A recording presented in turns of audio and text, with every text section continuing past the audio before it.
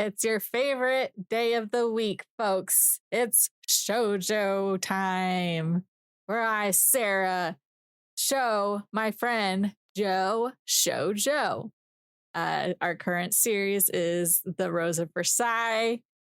We're trucking along in that. Super dramatic and all the sparkly effects that shoujo is now known for. And a lot of it starts. Episodes are so good. Yeah, these episodes, we're getting like serious now. And like an extremely funny thing happens that's like not funny in the show, but it is in the context of some other stuff. Yes, I know exactly what you're talking about, I think. Oh, goodness. Yeah. I have like, okay, make a note about this awful part for a joke. It's gonna be It all makes sense now though. Okay. It does. But yeah, we'll typically just what do they call it? Shoot the shit, or when you just talking. Yep, they say that if we're like old timers. Okay. Never mind. What's like the cool thing? What are the kids saying for just chatting these days? We're talking? I don't know. Yeah. Okay. Do kids talk anymore? They don't just like do little Fortnite dances and I they guess skibidi nonstop. I assume that's what they do now. Sure. Now that all their teachers have been replaced with AI. It's tough because like I have siblings that are kids these days, but they're both abnormal cases for children. Like the one that you've met, he grew up with like incredibly older siblings, and so I think he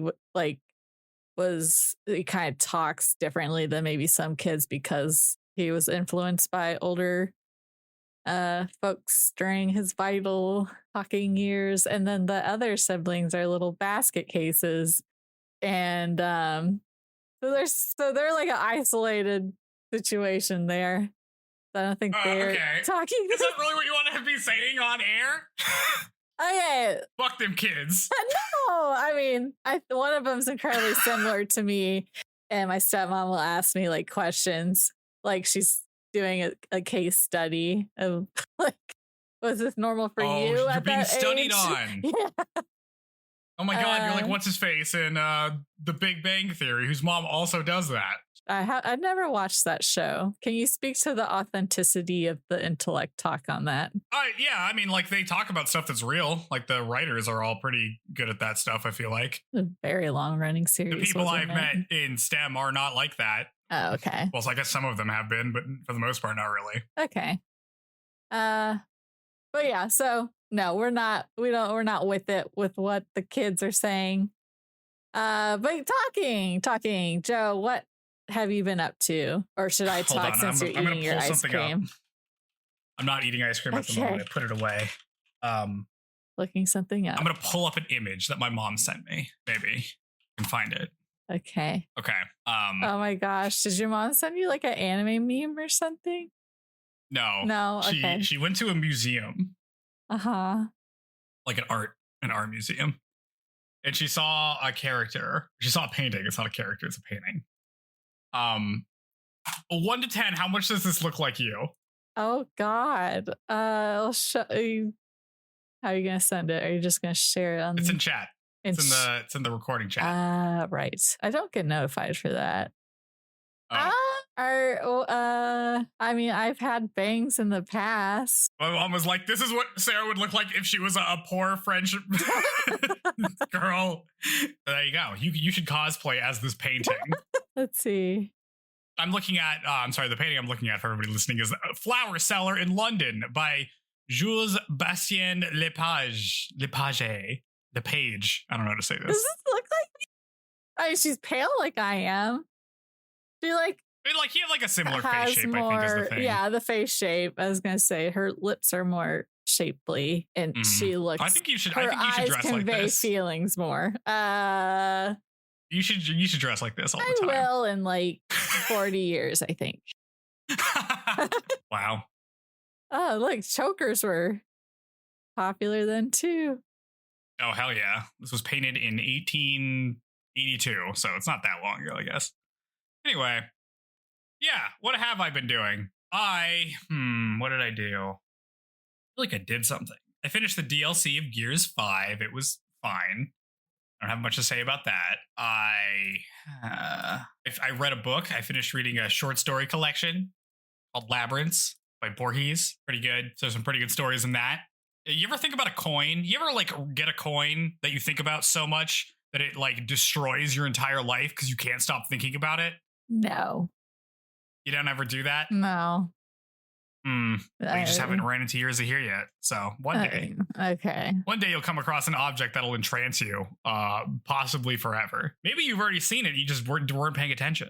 I mean, I'll have times where it's like, oh, I tried on this cute jacket at this vintage store and it was really cute, but I felt like it was too expensive, but then I couldn't stop thinking about it. And so I went back to get it and then it had already been sold. So I have like moments like that where it's like, I think about it after. Got you. Yeah. But not all consuming and life ending. It hasn't been like the mode through which you experience all thoughts now. No. Filtered through this jacket. Well, that's like what Carda is for Chihaya. Everything's Carda related. Yeah. Maybe. Except she doesn't watch other people play. Oh, that's true. Just when it comes to her. Okay. Yeah, I don't know if I have much else. Did I do anything else? Maybe I just didn't. I got notifications on Discord that you had tried some new games or something.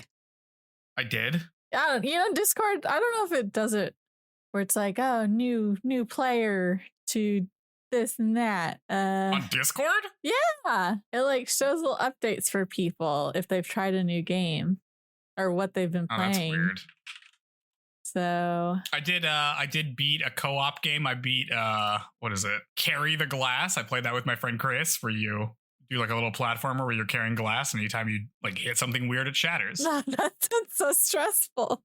It was very stressful, which is kind of the point. Yeah. So I did that. That was pretty good. I started playing Animal Well, which is like a platformer Metroidvania game that is cool and has nice aesthetics to it. I'm like, I have no idea how far I am into it, but I'm making progress still, so that's good. I don't know if there's anything else. I feel like I'm very adrift this week. Okay. Like maybe you're just relaxing more or...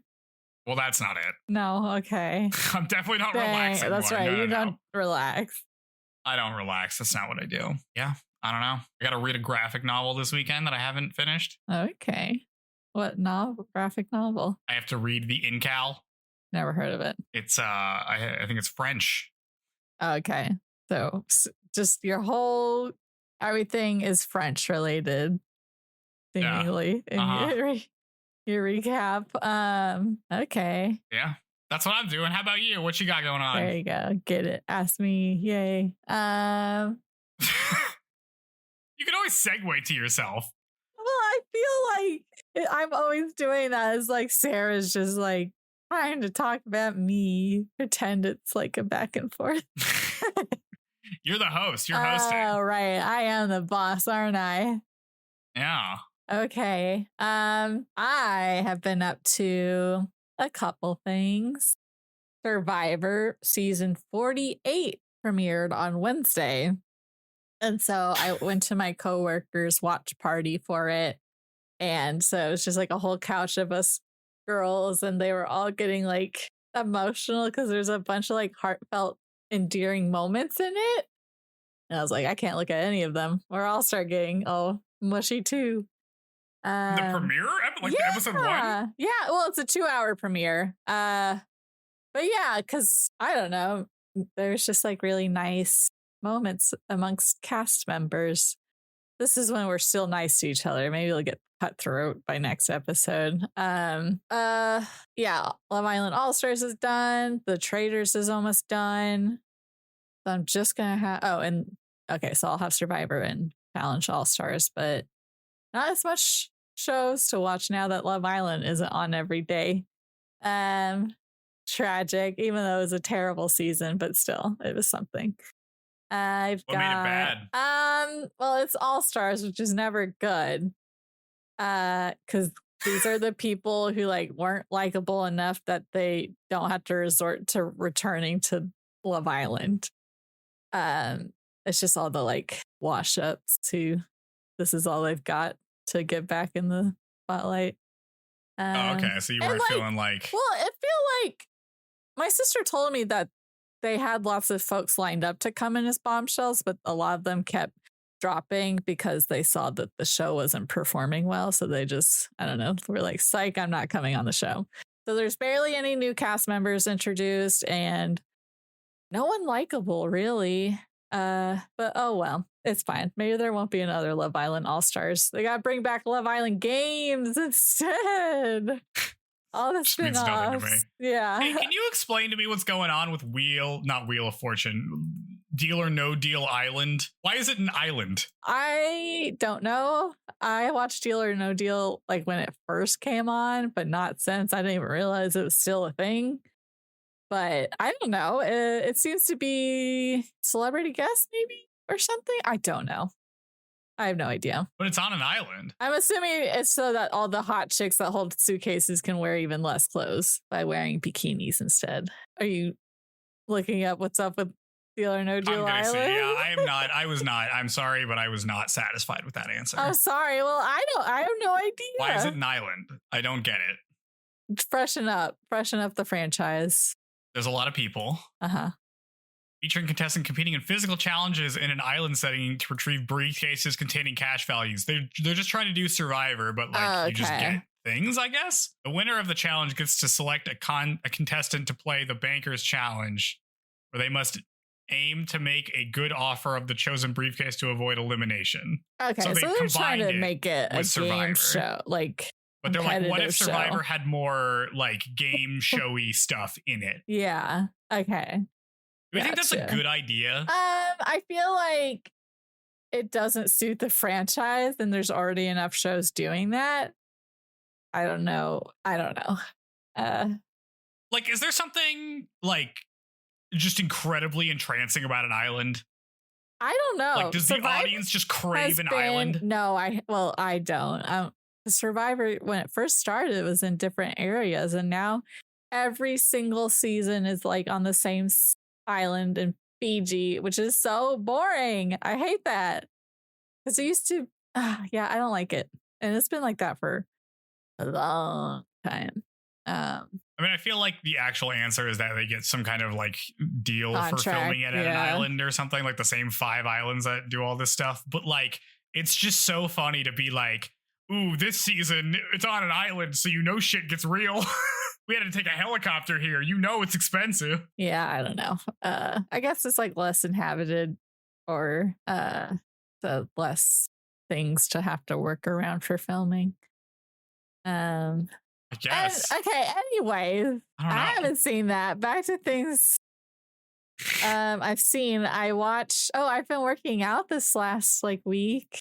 Not crazy, but I've just been using the little bike and treadmill and stuff. But I've been watching anime a lot while I've been doing that. I watched Yamada-kun. What is it? My love story with Yamada-kun at level 999. Wow, you make fun of me for watching stuff. Okay, I know. It's fine. I feel like I remember liking the manga more, but it is refreshing that it's from what I remember of the manga, they eventually get to the point of being intimate and stuff. And that's something you never saw in shoujo being touched on at all. And so I like that it gets to that. Same with Horimiya. Even though that's apparently not shoujo, even though it totally feels like it. I don't know what to tell you. I mean, it's just, it's not real. Okay. The genre conventions are just about who you're marketing to. It's not the real who you made this for necessarily. Yeah, that's true. And then Monster Hunter Wilds came out yesterday. And so far so good. I probably have about 5 hours in. The character creator's better. You don't have thunder thighs like you did in Monster Hunter Worlds. Got a cool little bird reptilian thing as a mount. That's good. I've heard mixed things about it. I think the major I haven't looked into it. I haven't read reviews or anything, but a lot of folks seem to dislike that it's easier than Monster Hunter Worlds was. Like, it's not as difficult. But I'm like, I don't know that that's like the worst thing ever, because when I first started Monster Hunter Worlds, there would be like a 50-minute time limit on hunts. And I remember sometimes hitting that limit, which is like too long to spend on one thing and not get it, I feel like. Yeah, so that's a long time. I don't think it's that bad. I think a lot of people, you know, the hipsters being like, oh, they're trying to make it more appealing to a broader audience, which isn't always a bad thing. Well, I've heard that like there's just really long tutorial sections, and like it feels like they're just like, if you've played this before, you're just like constantly punished by having to relearn stuff you already know how to do. No, you can turn because you're prompted when you first launch the game, like if you want tutorials and hints and tips and stuff, and I just turn mine off. I don't really feel like I've been bogged down with stuff like that. And they added stuff like you can auto SOS flares, so you don't have to like do it as you're being attacked by a monster. It can just be, and there's like NPCs that can join if no real players join, which is cool too. Yeah, I don't know. I'm enjoying it so far, but I'm not the most like critical. I'm assuming people who this has been like their thing for a long time maybe have more strong feelings about it. But we don't have the characters have names now, because in Monster Hunter Worlds is like their title is all we knew to call them by. So they have names, and there's not an annoying ass chick, the handler there, so that's good. And our character talks. Our character is voiced. Not that we're talking a bunch, but we do talk. And now our little cat guy does too. But yeah, I think that's about it. I feel, sounds good to me. Yes. Other than that, just napping and the usual. So yeah. And watching the Rose of Versailles, of course. Watching the Rose of Versailles. That's Should we talk about that? We can get into it, because boy, is there stuff we got to talk about in these episodes. Yep. These episodes. 3 kind of unrelated, but feels like they should be more related things happen. Oh, that's true. They get like brought up but not addressed, kind of. Yeah, it's like we're gonna put a pin in this and address it later. Yes.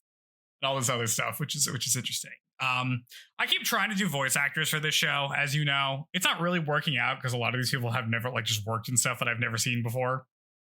The one I do want to say is that the voice, like Rosalie, is voiced by Ryoko Yoshida. And she plays a handmaiden in The Wonderful Wizard of Oz, another animated like thing that's fun. Plays someone in Space Pirate Captain Harlock. I just put that on there because people might know that. But she does the voice of Teto in Nazca, which is the little buddy, the little like yellow fox thing. Oh. That, like hangs out. So she just makes weird little noises. Yeah, she does like the little noises. Does not talk. Love Nausicaa and the Valley of the Wind. I always say so and the Valley of the Wind. Of the Valley of the Wind. Yeah, she's from there. Yeah, my favorite. Be honest, the Valley of the Wind doesn't do that much. No. I guess it's just because it's where she's from. Yeah. It's kind of a mouthful. Of the is said twice in that title. It's a lot. Yeah, Valley of the Wind that's not great. Should it have been the Valley of the Winds Nausicaa? Should it have done possessive in the other direction? I don't know. Nausicaa and giant bugs that have taken over the planet because of human bad behavior. Yeah. Anyway, let's move on to the episode. The Rose of Versailles, episode 13, is called, Winds Over Oz. Answer. I think that's how I'm going to say the name of this place. Araz. Sure. Aras. I don't know how to say this. These are all French things. How would a French person say this? Araz. I don't know. That doesn't sound right either. Whatever. We open on Andre and Granny fighting as she blames him for Oscar's punishment from last episode, where she got sentenced to disciplinary confinement for a month or something. Oscar comes in and tells her that it's not Andre's fault. Then she says that she's going to go on a trip to the Jarges estate in Aras, a city or a town. And Granny's like, weren't you sentenced to confinement? Aren't you like not supposed to just leave? And Oscar's like, yeah, whatever. I'll just make some excuse as the OP plays. The bonking of Andre is just so cartoony. It's just like a literal like little bonk sound. And yeah, again with the I can't tell if it's like maybe Oscar just regards her as like kind of a fussy old lady and that's why she dismisses her every concern. Yeah, well, she's the one who's like, Oscar, you need to become a proper lady. And Oscar's like, well, I'm not doing that. So like if you know somebody who gives you bad advice consistently, you know, how much are you really going to offer them?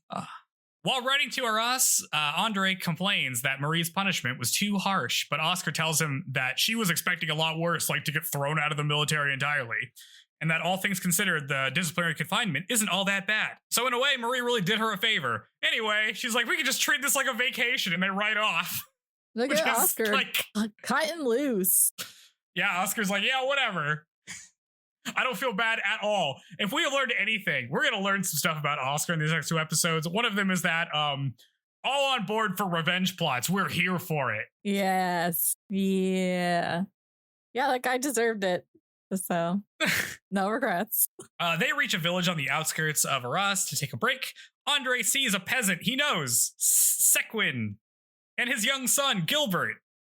They go in and talk to him, but Sequin does not seem all that happy to see Oscar, and they try to keep the meeting as brief as possible. And Andre comments that Sequin is usually much more friendlier than that, so that's kind of weird. I don't know what's up with him. Andre and Oscar make it to Arras and go to the inn.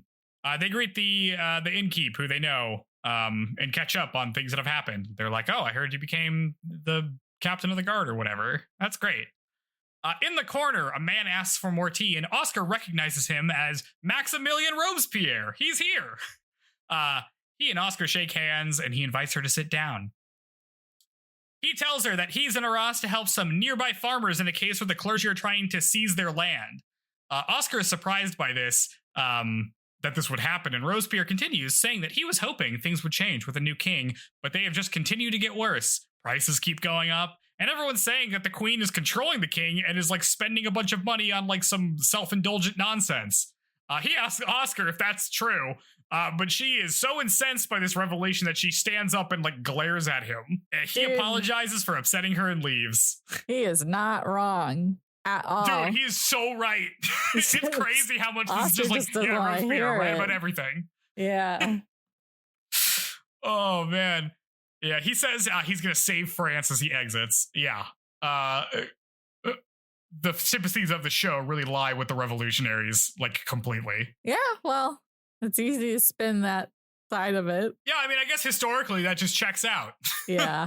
Yeah, they were just, the nobles were terrible. Oscar asks the innkeep if what Robespierre said was true about the poverty and everyone blaming the queen, and the innkeep basically confirms everything. He's like, yeah, that's more or less what's happening. Oscar is horrified about how things have gotten so out of hand. Back at Versailles, Marie Antoinette's going through a crisis now that Fersen's gone. She's grown tired of all the balls and courts and all that other stuff she's supposed to be doing.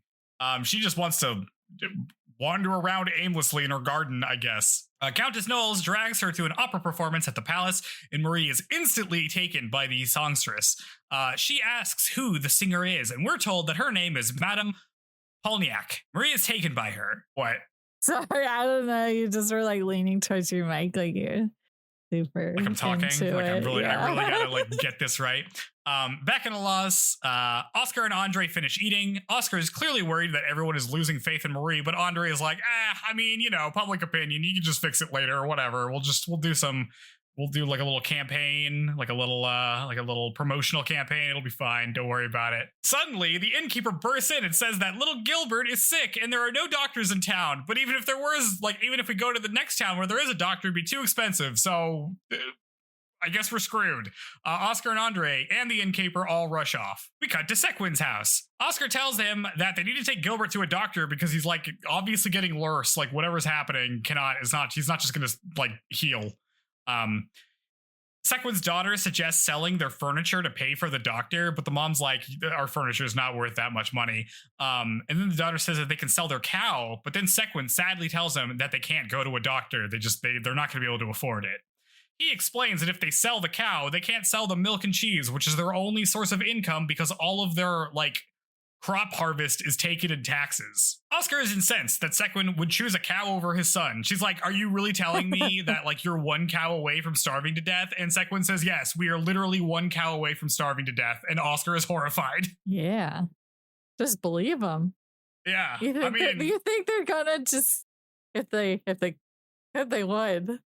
Yeah, it's funny. It's just like, what you think they're just like having this conversation because you're here? Like they're just trying to guilt you into giving them money? Like, what do you think is happening here, Oscar? Gilbert comes out of his room, the little boy, and says, don't worry about him. We need to keep the cow. Because he's like the smallest little child. He like collapses and Oscar picks him up and she and Andre ride him to a town over where there's a hospital because I guess they just pay for everything. They never address this, but I guess they just do that. Yeah, I guess that's the assumption. While riding, Oscar thinks about how she had no idea how bad things have gotten in the countryside and cries. At the hospital, Sorry, I like when Oscar cries. Like, yeah, she's going through it. Yeah, she cares about people. Passion. Oscar cares about people. Yeah. At the hospital, Oscar and Andre are waiting outside the room. Andre wonders how it's gotten bad enough that people can't even see a doctor. Wouldn't it be crazy if you lived in a society where seeing a doctor is so expensive you couldn't do it? Wouldn't that be crazy? Yeah, somebody get Oscar on the case now. The doctor comes out and tells him that he's done all they can and Gilbert just needs to rest for now. Oscar and Andre go to see Gilbert and Oscar prays that he'll recover. And she also just adds a second wish, which is that she hopes people will come to understand Marie Antoinette's kindness. Like, let's just go ahead and add that in there, I guess. I don't think she's kind. She's just gullible. She's gonna be something in this next couple episodes. Yeah, she'll never be redeemed in my eyes. Not from the very first episode have I seen her in a positive light. Back in Versailles, Marie requests an audience with Madame Polniak. She's like, hey, how come I haven't seen you in court before? Like, according to the records, you were here like 6 months ago, and I just didn't go to that performance. So, like, why don't you come here more often? And Madame Polniak says that, well, actually, it's like really expensive to come to Versailles. There's kind of like nothing else out here. And I don't have that much money, so I can't do it very often. Marie is so touched that Polniak would admit something so embarrassing, like not being enormously wealthy. The most embarrassing thing. The most embarrassing thing a person can ever admit is that they're not super rich. She decides that Madame Polniak must have a pure heart for being able to do that. And she tells her that Polniak should move her entire family to Versailles and she'll just pick up the bill. Don't worry about it. You could pick up residency here. I'll just do that. Polniak's eyes well up and she kisses Marie's hand. We freeze here and the narrator tells us that in this moment, Polniak has captured Marie's heart. She, as in Polniak, would eventually come to control Versailles over a decade and furthermore would eventually lead Marie Antoinette's descent into becoming a tragic queen. We were really into the foreshadowing in this show. This is incredible. This moment where it's just like, oh, I'm sorry, you thought Duke Orlean was going to be the bad guy because he's like a mustache twirling villain. No. You thought Jean was going to be a bad guy because she threw a granny into a fire. No. Those people don't even compare to this random opera singer who seems totally normal. She is about to fuck up everything for everybody. Just incredible. Just to be like, yeah, this totally normal person. Well, it's seemingly like from a noble family, just a noble family in name only, because they have not had like the wealth that others have. I guess she's just like for fun staying at the palace. No. Like, I mean, like she doesn't I don't think she as profession to be an opera singer. I don't think. I think she is. I mean, like her husband has a job. Like they are like lower nobility. They're closer to like what like if the Jargets didn't have a position in Versailles, this is probably what they would be. Because like they call her madam, right? And like so she doesn't have like a nobility title. So like this is like a difference between like a top 10%er and like a 1%er kind of deal, where it's like you're still kind of upper class, but the gulf between you and actually wealthy people is still enormous. Okay, well, don't be boo-hooing when everybody else is like in the depth of poverty. Yeah. Okay. Let's see. Yeah, okay, yeah. It's the next morning and Gilbert recovers. Everyone's happy. The innkeeper tells Oscar that she's a hero and then goes on a long summary of the lessons of today's episodes. He says that out of the 20 million people that live in France, The nobles only make up 4%, but are supported by the other 96% who are starving. Wouldn't it be crazy if you lived in a society where like 90+% of the people supported the like ridiculous, opulent lifestyles of the single digit percent people? Wouldn't that be crazy? Can't imagine. Wild. It was weird kind of watching these episodes with everything that's going on around us. Yeah. Oscar and Andre ride home. Oscar is so frustrated at herself for not knowing about the peasants working under conditions, or like the peasants' working conditions, that she rides her horse too hard. Eventually, she gets thrown because the horse's life are done. Andre goes to her side and thinks to himself that on the outside, Oscar is as cold as ice, but inside her heart burns like a raging fire, which is why he loves her. He loves her. He loves her. He says that. Well, he thinks mind. that. Yeah, he said it in his mind. So, yay! Yeah. Well, it's probably not gonna pan out for him. So, okay. Well, I mean, listen. I have to say, 12 episodes in, 13 episodes in for someone like distinctly saying they're in love with somebody else. Is that a record for all the shoujo we've watched so far? 13 episodes. Oh. Yeah. Or was it like episode 2 for Taichi? Well, he didn't say it out loud. He didn't, but he knows for sure, right? Like there's like clarity here. Yeah. I mean, I don't know. With Taichi is like apparent that he was into her. But none of them would say but love, probably, because they're high schoolers. I like Andre and Oscar, and I don't like Taichi Chihaya, so. Well, that's because we don't like Chihaya. Yeah. She needs someone better. That's a sweet moment. They take a rest, and Oscar dreams about Robespierre, Sequin, and the innkeeper telling her about their plight. She's waken up by a sound, and Andre says it's just the wind. But then the narrator says that perhaps it was the collective people letting out a sigh from the unbearable suffering in which they endure every day. Maybe what Oscar heard was the faint heartbeat of revolution that will take France by storm as we cut to credits. So it was such a crazy last sentiment. I kind of like this framing. Like, I like how the narrator's just constantly being like, and everything's gonna go to shit. Do you like that? I guess, well, yeah, I mean, like, it's a historical show, so it's not like it's nothing that we aren't already aware is gonna happen. So just not every historical show does that. Okay. Well, I guess I haven't watched that many. I guess that's true. Most of them probably don't have narrators and stuff like that. Yeah, I don't know. Just as a just hang tight, folks, and it's gonna get crazy here. Yeah, well, it's. I associate this a lot with Dune because I watched the the Dune movies, part 1 and part 2 or whatever, and the first part of Dune in the book is talked about like this. Like, it tells you what's going to happen, essentially. And it tells you who's going to be betrayed and who's going to die tragically and all that other stuff. Like, it says that, like, when they introduce the characters, kind of in the same way this is doing. And I thought that was a really cool thing that the book did. And so I tend to like that. But I haven't seen it in a lot of other stuff. And, like, the movies take that out entirely because they just kind of present everything sequentially.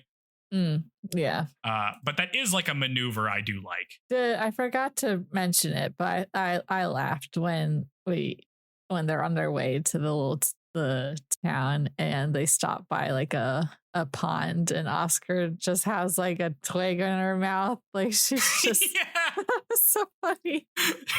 She puts like a reed in her mouth like she's in the country. Yeah. Oscar's like, this is the most fun she's had in the show, maybe. For sure. 100%. Yeah, and then it becomes a bummer immediately. Yeah. Oh, all right. Any more notes about episode 13? Nope. All right. Episode 14 is called The Angel's Secret. We open on Oscar and Andre returning to Paris after 10 days of being gone. Oscar reflects on the events of last episodes and how things are going to shit and everyone blames Marie Antoinette. They pass the spot where Oscar ran into Rosalie several episodes ago and Oscar wonders whatever happened to her. Well, we probably won't see her again, so let's not worry about it. We pan to the basement apartment where Rosalie and her mom live. Her mom hasn't recovered from her sickness and doesn't seem to be getting any better, but tries to get up so she can like get a job so they won't run out of money and starve to death. But Rosalie insists that she stay in bed. She says that she's happy to take care of her mother, which causes her mom to look away and cry. Rosalie tries to reassure her as the OP plays. Back at Versailles, Marie is delighted to see Madame Polignac Polniak, however, tells her that she's actually here to say goodbye, and Marie is horrified to be left alone once again and demands to know why she must leave. Polniak tells her that even though she moved to Versailles, her family still isn't rich, so they don't have like servants or like a high-paying job, and everyone kind of wonders why they're there. And they feel extremely out of place, and it's embarrassing. And Marie is like, oh, Madame Polniak, you should have just told me this earlier. I can rectify this immediately. I'll just make up a position for your husband, and I'll just get you everything you need. I hate her. Oh, she's so stupid. It's so clear what's happening. The other nobles at court are scandalized that a mere singer is now being made one of the richest, most powerful women at court, and it's all because of Marie. They make her a count. She becomes Countess Polniak the next time we see her. They give her like a high-level nobility title. It's wild. Yes. Can you just do that? Bunch of idiots running the entire country. Like, Dewberry had to kill a guy, and they just let Polniak do it. Yeah, I mean... This is, I think, the most, like... Well, I guess Dewberry never could have teamed up with Marie because Marie is prejudiced against prostitutes. Yeah. But, like, she could have played her. I feel like you could have played her. Yeah, she's friggin' easy as...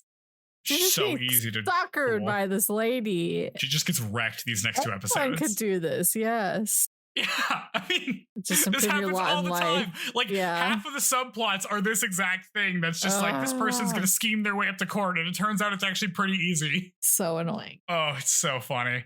Polniak visits her daughter, Charlotte, who is pumped to have a nice dress, and Polniak thinks to herself that her family was on the verge of ruins before, and now she's on the up and up. So, like, yeah, everything's turning up Polniak.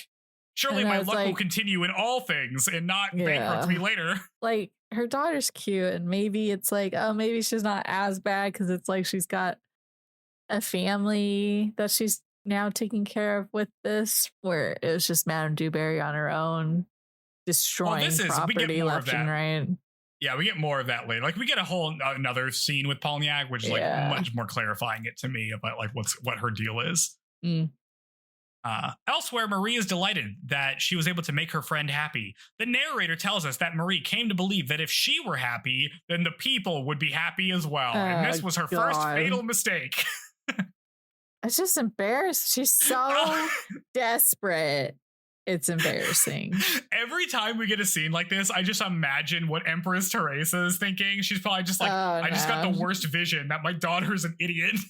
She's just probably disown her in her mind. She's just like, why did I have to send her? Out of all of them, why did I send her? Oh, that's right. We still haven't seen Oscar's sisters.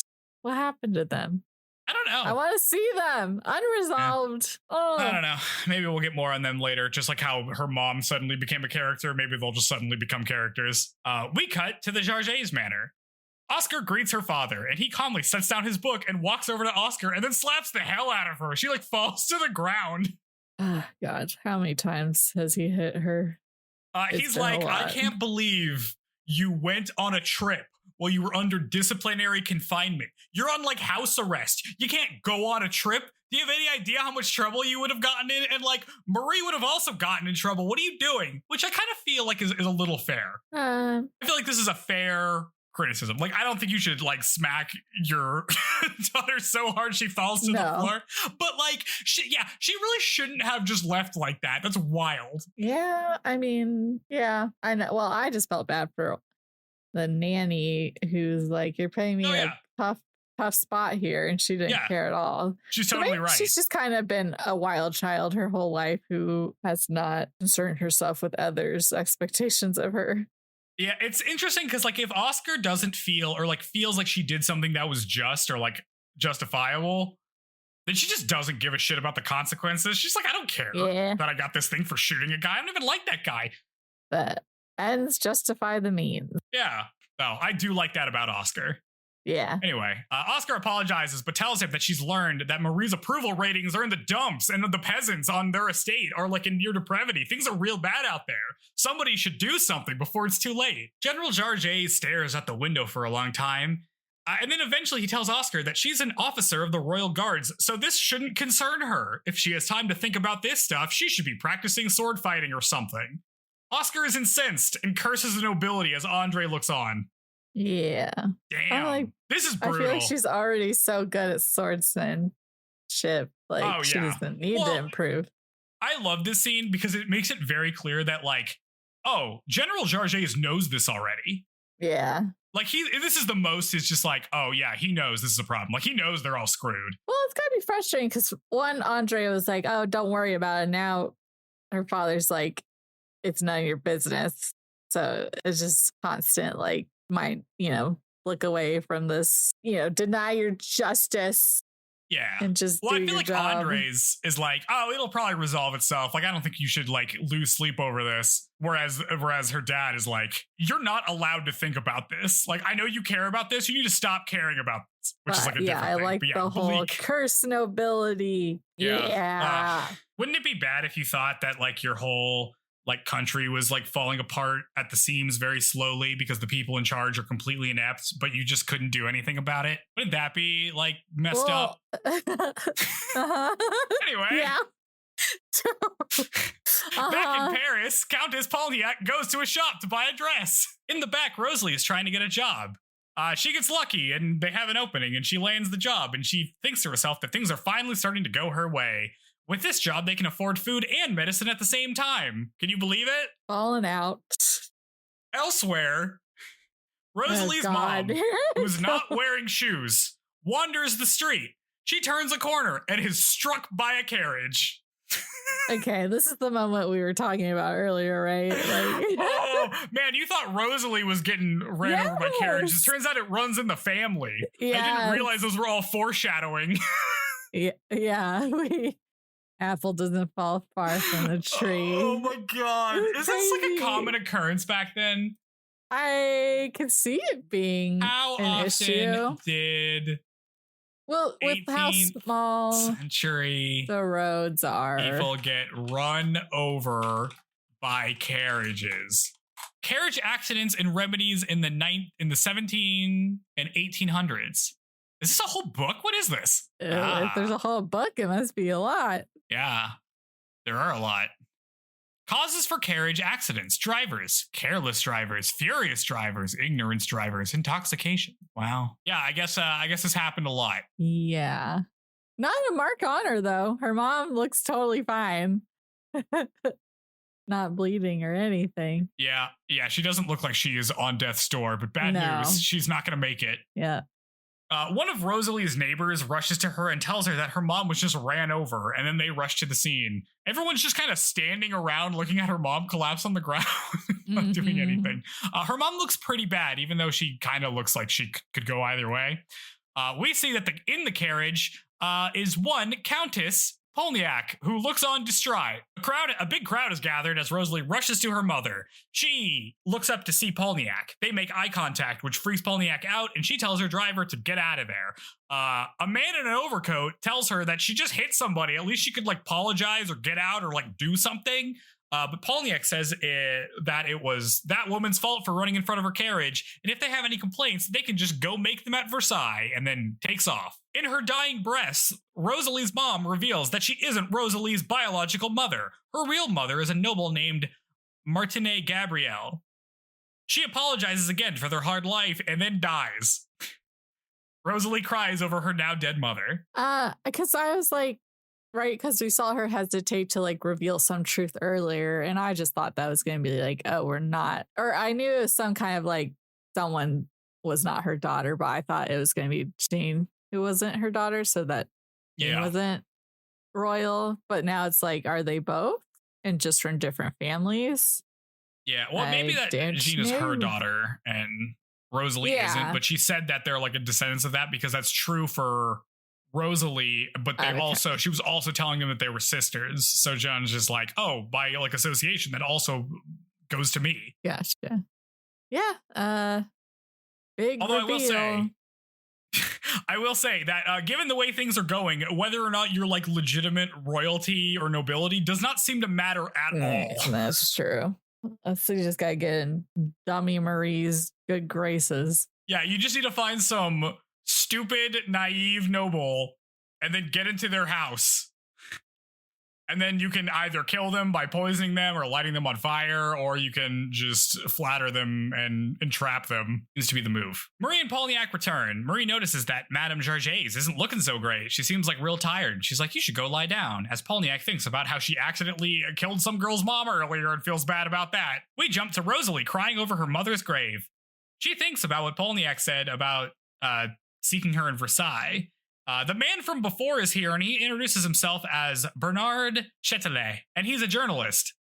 He tells Rosalie to see him if she ever wants to talk, but instead Rosalie decides that she's going to walk all the way to Versailles, which is like going to take her all day, and just starts to do that. Later that night, Marie, Polniak, and Madame Jarges are hanging out on the balcony. Suddenly, Madame Jarges just collapses. Back at the Jarges Manor, Oscar thinks about what her dad said about, like, why you shouldn't care about the country's imminent collapse, and starts to practice sword fighting instead.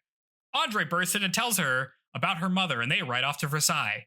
While riding, they pass one extremely tired-looking Rosalie. She sees the Jarges Manor and mistakes it for the palace. Oscar and Andre reach Versailles.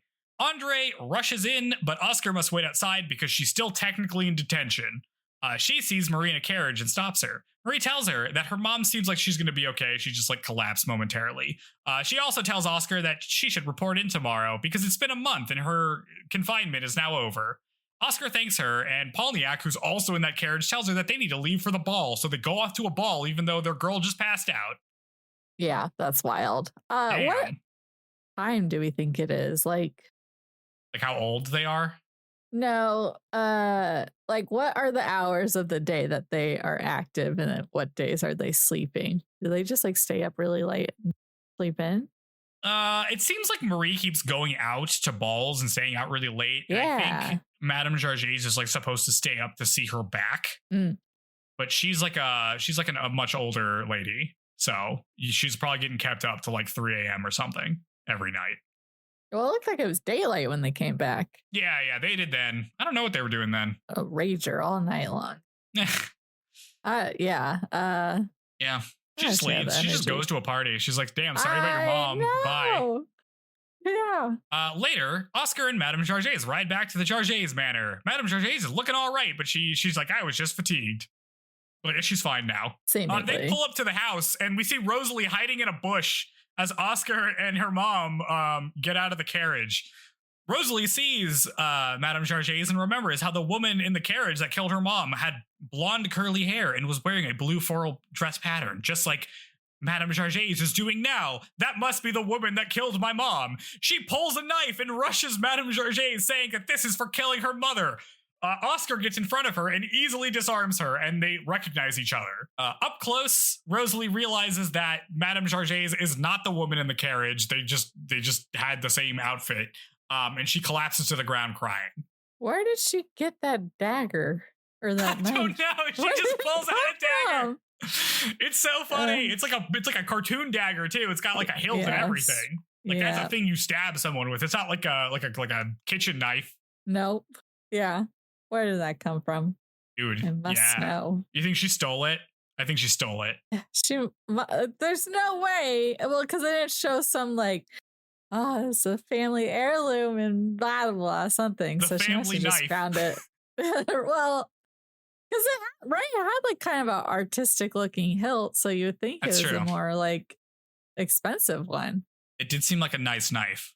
Yeah. It's the next day, and Rosalie fills Oscar and Andre in about what happened. Oscar drags Rosalie to the top floor of the manor so she can see the actual Palace of Versailles, which is a huge, sprawling, gated mansion. She's like, listen, you're never going to be able to like sneak in there. It's heavily guarded, so that's not going to work. Also, this is just like my house. This is not big enough to be a palace. Come on.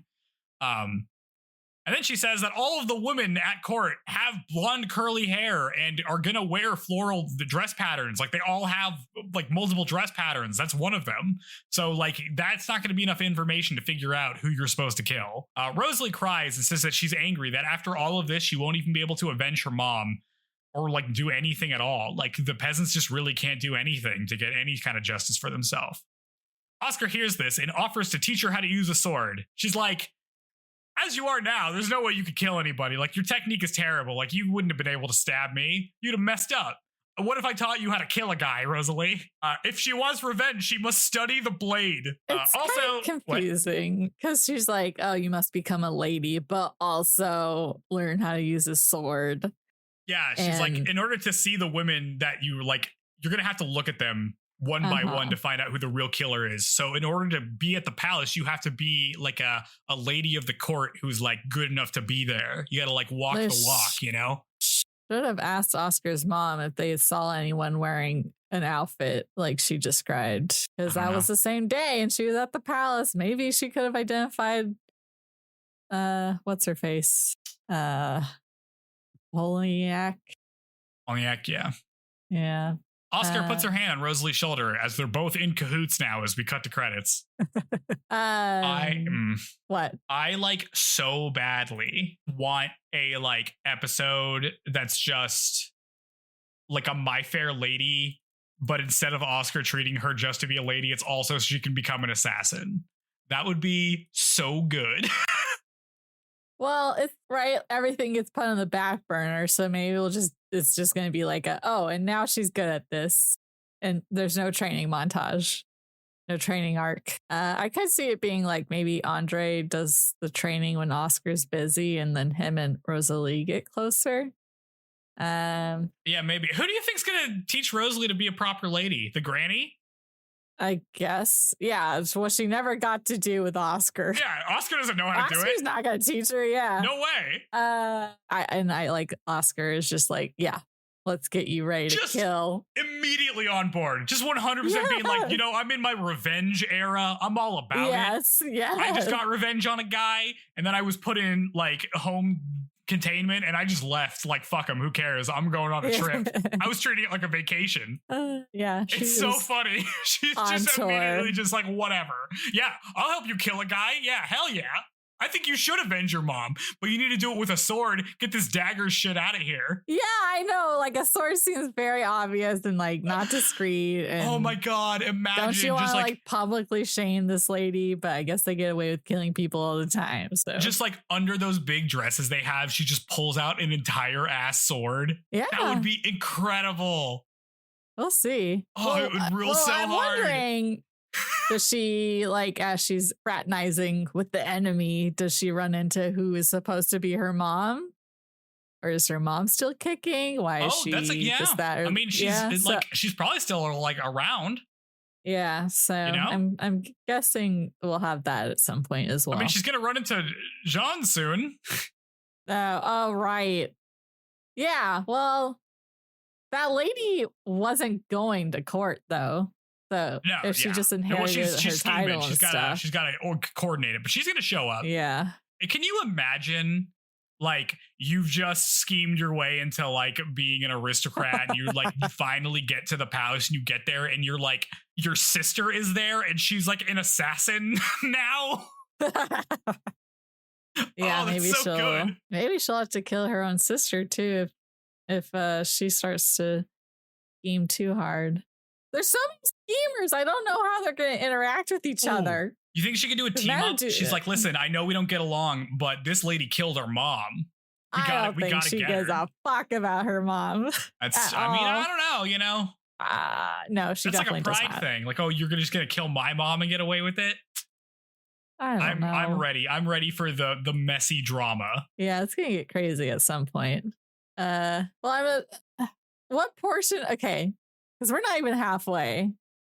I wonder how much of this is going to be revolution time, or if that's going to be like the ending arc of the show. Like, because we're so ways off.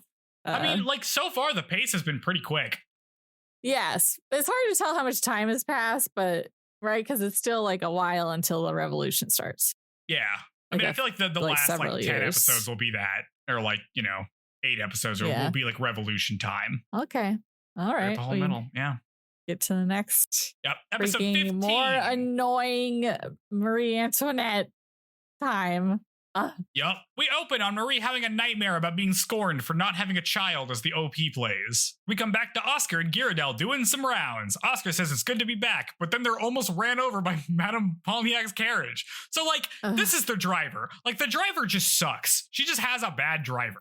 Yeah, What did he say about like people on the rise don't know how not to rush or something? Oh yeah, Gyarados is like, man, like these new nobility don't know how to just take it slow. They got to rush into everything. That's our I hot hate one. new money. These new egg assholes don't know how to be proper elites. Gyarados is so pretty. Dude, Gyarados funny. He's like, I bet she's gonna go off to gamble some more at the casino. And Oscar's like, who? And he tells her about Countess Polniak, because I guess Oscar hasn't heard about her yet. And Oscar is dismayed that Marie was so lonely that she'd get swindled by some rando. She should be surprised. God, shouldn't be surprised by any of this. No. Back at court, Duke Orlean and Duke Guamina loudly gossip about how women in the East get divorced if they don't bear a child in 3 years. And I have to say, Duke Guamina's hand seems totally fine to me. I was gonna say, I'm surprised we didn't get any like. He should be like, it should be like wrapped up. You know what I mean? It should be like, it should be. He should have like an iron hand or something. He should have a hook. Oh my god, they should have given Duke Guamina a hook. Can you imagine if he's just like a pirate man? That would be so good with his mustache. It would be in theme with goofy villain Duke Orlean for his flunky to have a hook hand. Yeah. Marie overhears this is embarrassed because it's been 5 years. She's been married for 5 years and hasn't had a child yet. If she can't get pregnant, that's going to be a huge problem. Duke Guamina discusses a potential succession crisis if Marie can't produce an heir. Who's going to be the next king? Maybe it should be my boy Duke Orlean. You know what I'm saying, everybody? And everybody talks about how a succession crisis could be a huge problem and everybody could get involved. It could get bad enough that like Austria and Prussia get involved, and that would be terrible. Maria locks herself in her room and won't let anybody in, including Countess Knowles and Count Mercy. But she will let Polniak in, though. Polniak tells Marie that there is one way out of this problem, and that's to fake being pregnant. Marie doesn't want to, but Polniak says that she heard a story about a queen who couldn't get pregnant, and then they poisoned her. So, like, it talks, clock's ticking. So this is kind of like a do or die scenario. Marie eventually agrees to the plan. Polniak thinks to herself that she now controls the queen as lightning cracks across the screen. She comes out and informs everyone that Queen Marie is pregnant. She just heard from her. And by next fall, there will be a new heir. And everyone's like, oh, that's great. In his forge. What? Why don't they never talk about like, well, I'm assuming the reason she hasn't got us pregnant is because she doesn't, dude, this next scene is probably so funny. Aren't interacting at all, and that's why. Yes. So it's his fault as much as it is hers. Yes. I mean, not being able to get pregnant or not is not really a choice you normally make all that much. So it's kind of you can't like get not your fault. If you don't have sex. It's true. You do need to actually have sex to get pregnant. Is the case. Which I don't think so. Which makes the next scene extremely funny. In his forge, King Louis is informed that the queen is pregnant, and he seems very shocked. He seems shocked like a man who hasn't actually had sex with his wife yet. He's going along with it. Yeah, he's like, well, yeah, great. I guess he just hangs out in his forge still. He doesn't do his job. He's still in there. He's still making locks. Yeah. He's like, the guy comes in. He's like, I asked not to be interrupted. He's still doing this. This is his life. What is he doing? Nothing. Where are these locks going? Are they being used? Dude, oh my God. Is he like selling them under a pseudonym so like people will buy them? Only if he needs to give that money back to the people then. Dude. Oh man. That's his way of counteracting. That's to pay for all the spending his wife does. Do you think the locks are even good, or do you think they're just like kind of okay? You know what I mean? Like he has okay talent for it. I bet his locks aren't even that good. I have no idea. I would hope so with how much is being sacrificed to do that. Duke Orlean and Duke Guamina are pissed off. We just see a scene of them being pissed. Oscar congratulates Marie on her pregnancy and gives her a gift, a baby clothes that her mom made, but Marie is so sad that she's lying to everybody, including Oscar, that she runs off. Marie thinks to herself that she can't live with this lie. And we cut to Polniak saying that she must live with this lie, because like, come on. And she's like, don't worry about it. We'll take care of everything. We have a doctor on payroll who will just say whatever we want. I'll even find you a baby when the time comes for you to deliver. We'll just get you a baby. How hard could that be?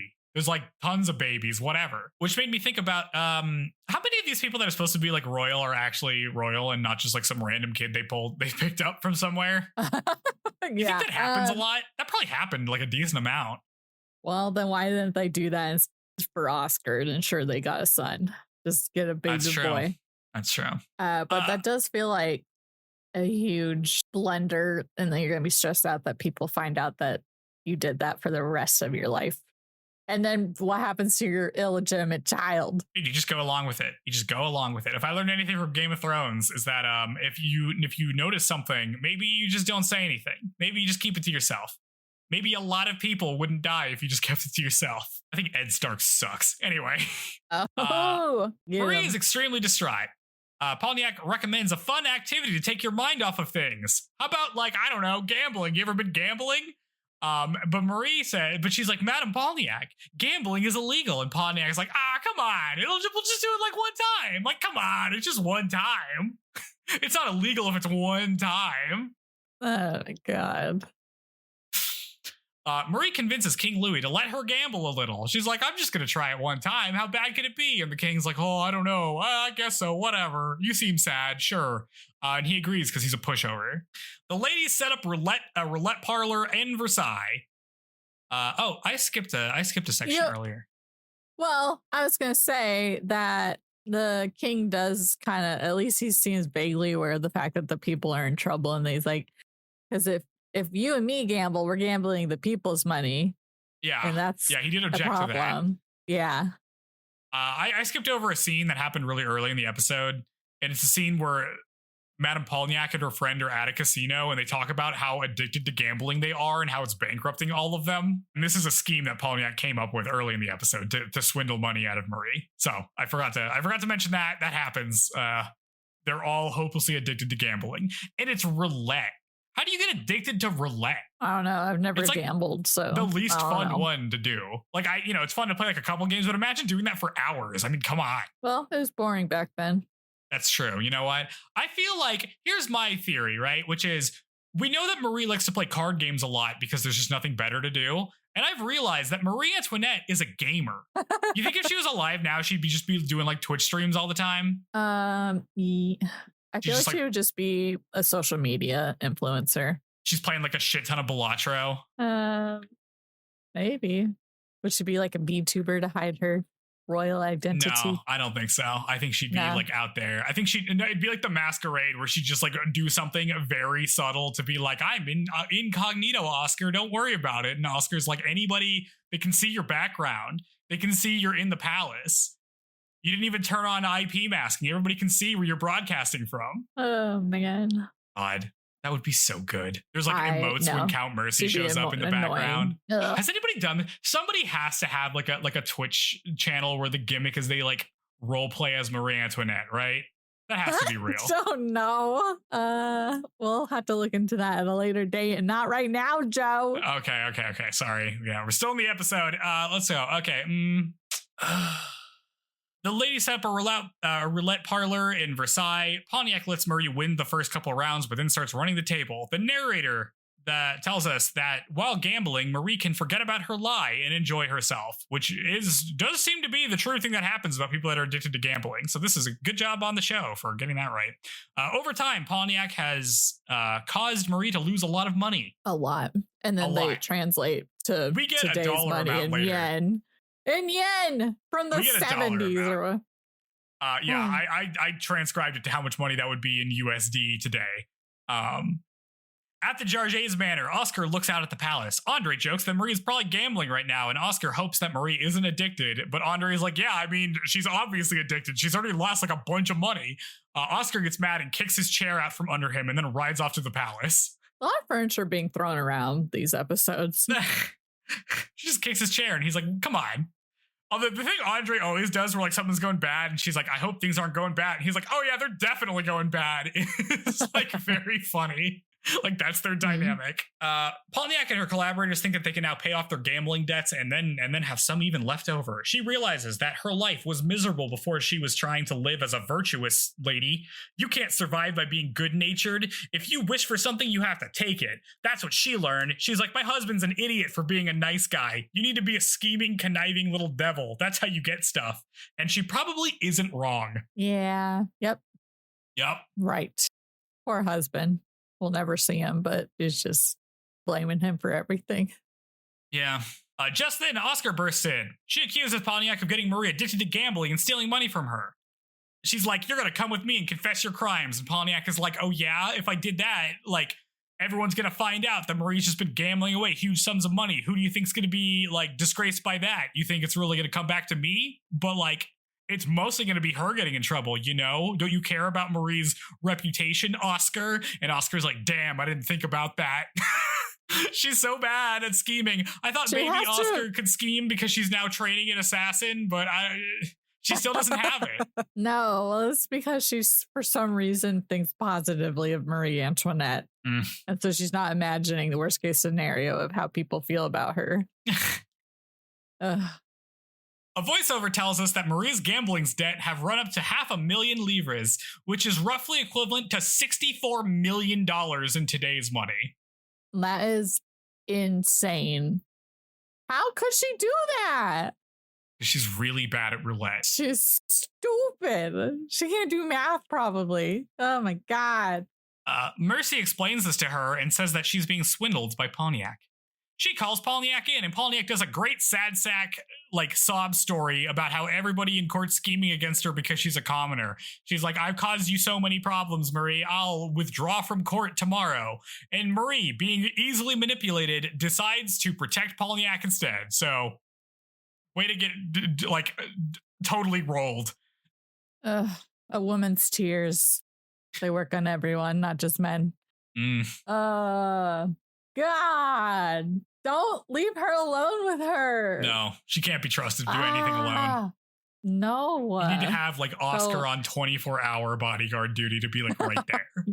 Yes, for real. Elsewhere, Andre and Oscar spar. Andre tells Oscar that he knows that she's conflicted, but she needs to be careful about how she, like, deals with stuff to protect Marie's reputation. Oscar doesn't say anything and just disarms Andre.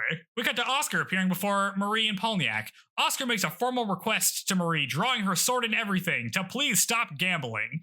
Marie is touched and tells her to sheath her sword because she's already decided to stop. And Pontiac's like, yup, we're done here. Everything works out. And then she drags Marie off. Marie's still out of sorts about lying about the pregnancy thing. And Pontiac tells her that there's an opportunity for them to get out of the lie right now.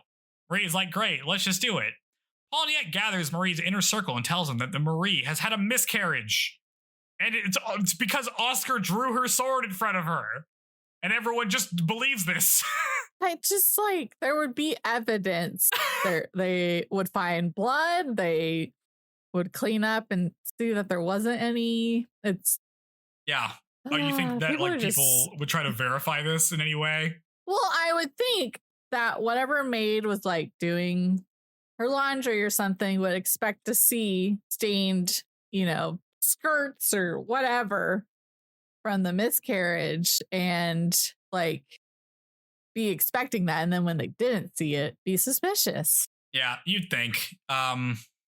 We get a scene of Oscar walking around while everybody stares daggers at her for ruining the succession. Marie is distraught that Oscar is being dragged into this now, and Pontiac apologizes but says this was the only way. Marie cries as we cut to credits. Not as good when Marie cries. I don't care about that as much. Well, because it's never for the important. It doesn't have the same weight as it does when Oscar does. Yeah. So what did you think? Yeah, these are good episodes. I'm kind of at the point where it's like I hope Oscar dies with the revolution and she's the one who beheads Marie Antoinette. That's so not happening, but I can hope. It like so feels like that's the way it's going, right? Yes. Well, it's just like I feel like it's got to be that this how do I say? I'm saying Polniak, like cognac. Polniak is just going to taint Marie so much that there's no reasoning with her, and then it'll just force Oscar's hand to side against her. They said this lady's going to be around for 10 years. That sounds like the time in which the revolution will be taking place. Yeah, I'm very shocked that we're like 15 episodes in and we're already at Oscar being like, fuck the nobility. Yeah, it really seems like this is going to be a thing where like Oscar does want to do the revolution, but she still likes some of the people she personally knows. Yeah. Well, I guess, right, it just takes some time for a few things to cultivate. Like, we saw Rosalie a lot, but like she played an incredibly minor role, but it seems like she's going to be coming up as like a primary character, probably, once she's all settled. I don't know, is Oscar's dad saying anything like, who's this random chick in our house, or everyone's going to be fine with it? Or how I don't are they know. going to We haven't seen much of that. Yeah. You think her mom's going to be like, oh, it's the chick who tried to kill me?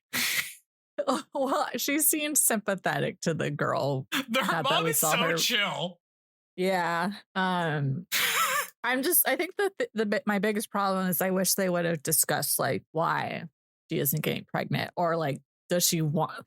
Because like, yeah, like, has she tried? She only cares about being, well, yeah, or like her thoughts on the matter of why she hasn't, or if she wants to. Yeah.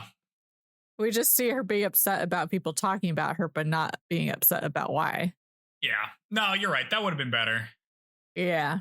It feels less. Well, like, because if she had strong feelings about it, then maybe that would make more sense as to why she was willing to like lie about it and stuff. If there was like a thing, like she just really didn't want kids. It seems like she just can't. I don't know. She hates, she's repulsed by her husband. Yes. Yeah. Yes. She's like, well, I wonder if Fersen was still around and she'd be like, hey, help a girl out. I bet she could get pregnant with Fersen's baby. I bet that wouldn't be hard at all. No. Yeah. You know what I'm saying? I bet that could happen. Yeah. Yeah. But you said she has 4 kids at some point. She does, yeah. She has more kids later. Yeah. This unless apparently they're all did mysterious happen. Doorstep babies. The fake pregnancy and miscarriage happened? Is Polniak a person? Maybe not. Maybe this is like a myth. I don't actually know. Oh, is Polniak a person? I believe so. Let me make sure I spell the name correctly. Let me tell you. I normally don't. Yes. Okay. Was real. Don't spoil anything for us. Okay. She has a long neck in the show. Incredibly long neck. Like a giraffe. This is here. You want to see a portrait of her? Sure. Right next to my portrait. Yeah. Yeah, she looks pretty good. It's a pretty good adaptation. Yeah. Yeah. Yeah. Let's see. Well, okay. Here we just like out of nowhere comes like the big bad. Like I love this. I love how both the big bad is just like some rando, and like she's not even that bad at the beginning. Like at the beginning, she's just like kind of a normal person that's just like, oh, like good things are happening to me now. But then she's realizing I guess that like when you kill someone with your carriage, you might as well go all in after that. Well, it's like I love how she realizes over time that the way you get ahead in this society is by scheming. She didn't start out scheming. She just happened into this position. Like as opposed to what like Dewberry or Joan is doing, who like start off like at the bottom. So they're like, I need to do this or like I'm dying. Polniak is like, I could not do this, but like it seems like it would work, and it seems like I could pull it off. And then she does, and she's like, oh, okay, I could just pull this off. Like this isn't even that hard. Yeah.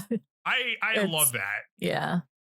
Yeah, anyone who meets Marie would dawn on them how, well, she can be so stubborn in certain ways. It's annoying that she doesn't have more conviction with things other than just if you're a prostitute or not. That's the only thing we've seen her stand her ground on. Yeah. Yeah.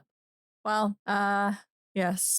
God, when we do our character rankings, Marie Antoinette, dead last in my rankings. Characters. Yeah. Okay. Yeah. It does not come across great. No. Oscar, I feel like I want to see her train Rosalie so bad. That is such a good subplot for Oscar. We will see. I love how Oscar is on board for this, even though she doesn't even know who it is. She's just like, oh, it's some noble. Yeah, you can get revenge, whatever. It could be somebody I know. I don't care. I think you should get it anyway. Just immediately on board. It's so good. Yeah. Invite your attempted assassination of your mother girl into your home. Yeah. Don't be like, hey, mom, are you comfortable with this? I know she just tried to stab you, but let's let her in. Her mom's so chill. Her mom's just like, yeah, it's fine. Like, whatever. Like, yeah, no, it's okay. No, I like to do, I want to do whatever makes you happy, honey. It's so funny. Her mom is so chill.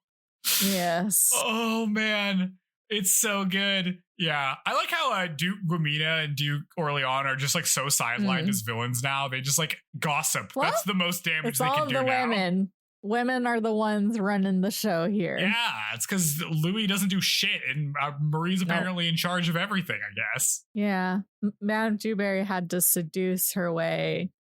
Marie is so easy. You just gotta like pay attention to her in the most minimal way, and that'll do it. Yeah, I guess one thing we haven't gotten in terms of like the French Revolution really into at all, and it's kind of touched upon here for a moment, is when Robespierre the monk thing. Yeah, when Robespierre talks about the clergy, because like the clergy, you know, is like the first estate or whatever, right? So they're like in charge of like education and like welfare and that kind of stuff. They are also being extremely opulent in like a similar way. So in his case, it's like someone like these like monks or something are trying to like seize peasant land or something like that. So that's also happening. I guess we haven't really touched on that. I wonder how much that's going to come up. I know that Jean was scheming with that cardinal or whatever. So yeah. Well, yeah. That makes sense. When I hear monk, I just think of like a Buddhist monk. Oh yeah, monasteries and stuff. It's a whole thing. Yeah, that'll be. So, oh my god, the revenge plot's gonna be so good. I want to watch Rosalie kill a guy. Well, you said a guy. She's got to kill this lady. I want her to kill like a bunch of people. I want her to go on like a Kill Bill style. Imagine Kill Bill, but it's just Rosalie. I don't know if she's in like the yellow jumpsuit. We'll see. I guess she's determined. Because like what after the fact, what happens? She's just like gets caught and she's fine dying, or does she have other hopes and dreams? Yeah, I don't know. Kinda. Yeah. I don't know what they're gonna do. Or she's gonna be like Oscar's little apprentice or something. How much do she'll be introduced to court? Yeah. New question. How much do we like? How do you like the Oscar Andre relationship? Because I guess we get the part where he says he loves her in his mind. So I guess that seems to be one option for Oscar. I feel like Oscar is just going to be platonic with everyone and not fall in love. She's married to the job. Yeah. What do you think? I don't know. I mean, it seems like her, she can't be married to the job because, as her dad says, you can't think about people if you want this job. Oh, yeah, that's true. Well, I feel like Oscar with like the weird gender dynamic would feel like she would lose respect or something if she did something like marry a guy, like that would throw her whole that would persona. Be weird career-wise. Yeah. So I don't know. Or maybe she'll just have a side piece. Mm-hmm. But not anyone of importance. And then Andre's going to be frustrated by it. Yeah. Maybe Fersen will come back in 5 years. And Fersen's hot. Fersen is hot. It is. And then the guy Rosalie was talking to, he's a journalist, so I take it he'll be coming back into play. Yes, I think he's... Even though the narrator wasn't like, and this man will soon... like she has with everyone else. Yeah, I don't know. I will say it's been fascinating, or like one thing that has set this show apart from the other shows we've watched so far to me is the number of subplots, like continuing subplots.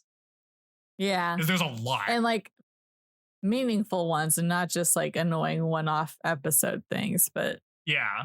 It's like you have the main thing because you have like whatever Marie's doing, and then there's whatever Oscar's doing, and then there's like all these side characters doing stuff, like what's Polniak doing, what's Jean doing, what's Rosalie doing, what's Duke Orlean doing. You know what I mean? Like there's so many like things happening all at the same time. I'm having a great time with that. We know what King Louis is doing at all times. God, he's always in his fucking forge. He's easy to keep track. It's crazy. Oh man. Okay. Yep. Well, that's our coverage today. Yep.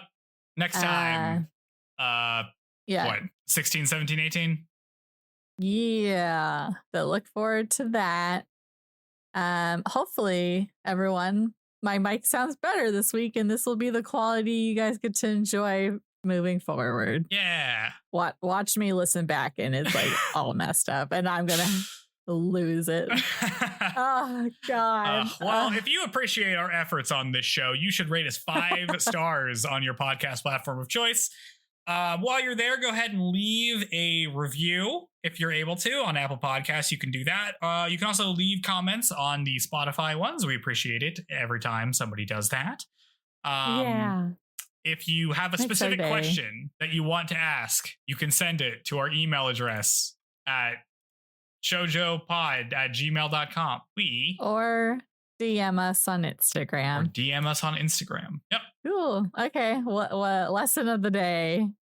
If carriages seem drawn to you, ask if anyone else in your life also has an issue with carriages. I cannot. It was like, I know it's obviously like a bad thing when that happens, but it was so funny to be like the number of times that Rosalie almost got hit. We had like a Rosalie carriage counter, and then her mom gets actually killed by a carriage. It's just wild. This is why they invent sidewalks. What was her mom doing out? Like, was she having an episode or something? It seemed strange that she was out and about. It did seem kind of odd. She wasn't dressed. Right. Yeah. Mm-hmm. We never knew what she was actually sick with, which I feel like maybe could have explained. Yeah. Because like it's obviously something you could take medicine for. And like she was sick for a long time. It's not like she had like smallpox, right? When she would have just been done. Yeah. So I don't know. How are you? Do you ever find any parallels to this show to maybe our current reality? Because I have been finding those recently, and that's been weird. Yes. Well, you likely are staying more informed than I am, but like even me and my under my rock is unable to avoid it. So yes, I do see. I just can't articulate it. Or I don't have the confidence to speak on it because I just bits and pieces and not like continuously staying up to date.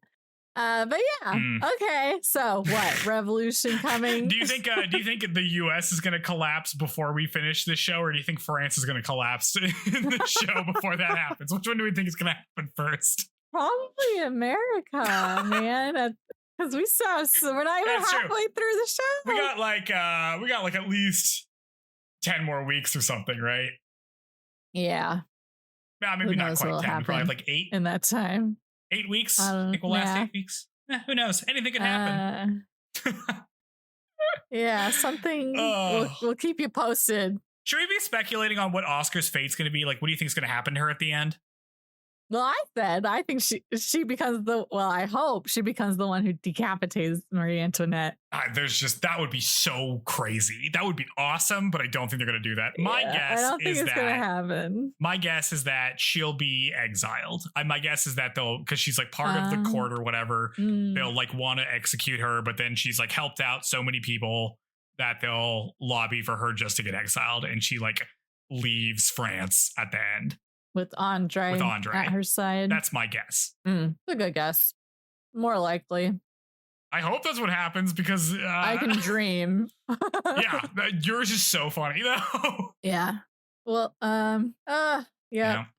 We will see. Yeah. Remember to don't get addicted to gambling. I read a whole book about this. Yeah. Don't do that. Oh, that's right. Yeah. And don't get addicted to roulette specifically. You know how long it takes for them to spin that wheel? It's like so slow paced. It was going. I bet Marie would be good at poker. And on. She plays cards. I bet she would actually be good at that one. Like that's what she does all day. I don't think she would have a poker face. Oh, that's true. She's too pure of heart. Pure was heart as in she's true to herself. And herself being a selfish brat. Yeah, she should have been bored nowadays. She would have been such a good streamer. You kidding me? I don't know. That laugh is annoying as hell. Dude, you think she could be like a VTuber? You think she could have like a little anime icon? I feel like she could. It's just her, and then she like turns it off, and it's just her wearing the same outfit. She's hot as hell. So that's true. Maybe she'd just be a fashion influencer. All right, I'm gonna search Twitch right now for Marie Antoinette and see if somebody's role playing as her. It's such a good bit. Okay, well, how about you take on that? Cosplay. Oh gosh. Oh my god. You should do a stream where you're just dressed as Marie Antoinette. It doesn't seem like anyone's doing that. You know, she's in the public domain, right? Okay. You could just pretend, you could just role play. You could do a new stream where you just role play as Marie Antoinette. I guess we could, for the finale, maybe I could do a fun thing. Yeah. I just wear my hair crazy and laugh annoyingly and get swindled. Yeah, you could play like a poker game and just lose immediately. And my mom could be a guest and just be like, "You're so stupid," like just like her mom. You're dressed like an actress. How dare you? You're supposed to be the queen of France. Tiny kitten. Where's the tiny kitten? We never see that kitten so again. Cute. No. Tragic. No. It was so cute. The cutest cat in anime. Only like a few second cameo. This is how you know she's becoming the Wicked Queen. It's because the cat's not there anymore. No. What happened to it? Dang. Probably got out. Knows anything. Or she loses interest in things quickly. All right. Well, don't get addicted to gambling. Don't play roulette. Just don't do it. Yeah. But do avenge your mom. Get a nice, if you're going to avenge your mom, get a nice dagger. Like really spend the money on the dagger. The money you don't have. The money you don't have. I mean, she doesn't need it for the medicine anymore, right? So maybe she does have it. No. Well, she didn't show up for her job. They're like, where'd she go? I'm not endorsing that you shoot the CEO of a healthcare company in the street. But is that different? No. Maybe that masked man was actually Rosalie. I don't know. Yeah. Anyway, buy a nice dagger. Go out all out for the dagger. You know what I'm saying? Like maybe you just walked like 100 miles because you just spent all day walking, but you got to make sure that dagger looks nice as you stab that person. Doesn't she say like eat this or something also? She's like, this is for killing my mommy. I don't think she says eat this. She says something that was like kind of goofy. Oh, I didn't catch it. No. Well, because like if I can pull it up. I guess I didn't think about. No. Okay, we're done. We're done here. We're not gonna keep. You don't want me to keep riffing at the very end. Well, I was just going to talk more about like, oh, I got it. I guess when I was, okay, let's hear it. She says, this is for my mother. Say your prayers. Oh, man. Okay. Yeah, she's going to just wait till she does the actual deed. What kind of sweet line she's going to have then? Oh, she needs to have like an opera related one or something. You think that would be good? Like come up with a good pun if you're about to get your revenge. Your swan song. Yeah, that's a good one. Yes, this is what I need from Rosalie. Oh my God, I hope this happens. Yeah. Well, we'll just have to find out when we watch next time. All right. Till then. Thanks for listening. And have a nice day. Bye. Thank